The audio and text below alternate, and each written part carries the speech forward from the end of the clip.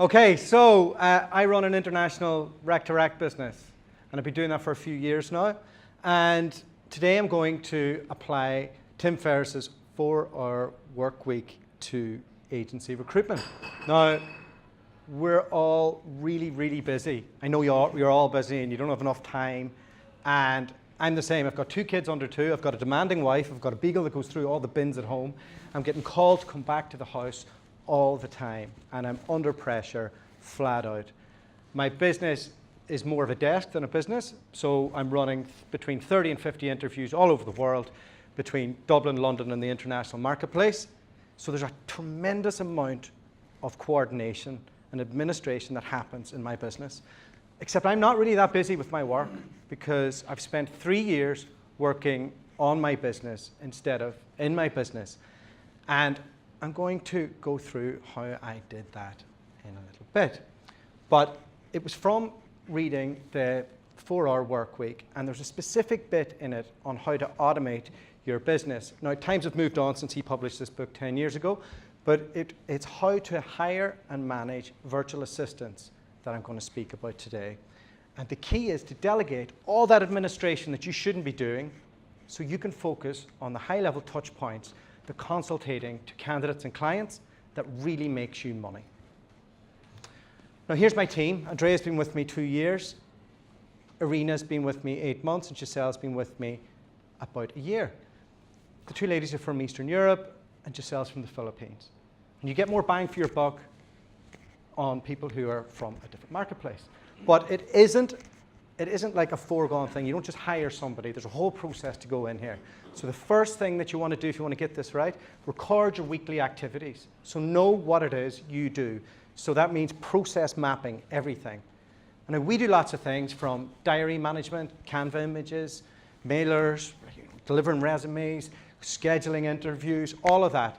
Now, it depends on your own comfort level what you want to get rid of.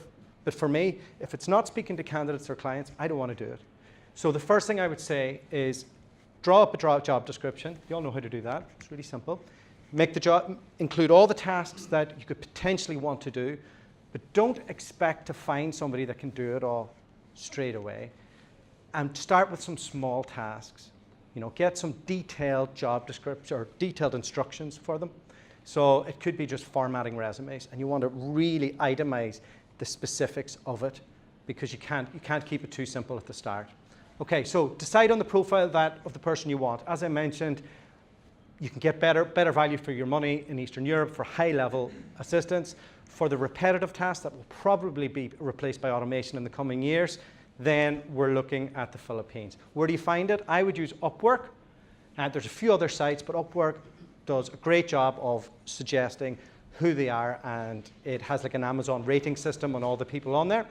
Now, it does such a good job at finding you people that the interview process is key. And I'm not going to teach you all how to interview. Okay. So the first bit is a standard interview, but the next one, once you like who you're dealing with, and you think, okay, this person's capable, I can maybe trust them, you want to do a working interview. So give them 10 hours, give them a couple of tasks, and see how they go with that. Now, with the initial hours, you want to make sure that they do the task perfect. And then once they do it perfect, make sure you get more out of them to do the task. So it's constant monitoring in the first while. So, and that there means that you have to put in all your checks and balances, do what your comfort level is, and over time, their skill level will go up through the roof. Now, what that means then is you should be at a point where you have between 20 and 30 hours of your administration off your plate.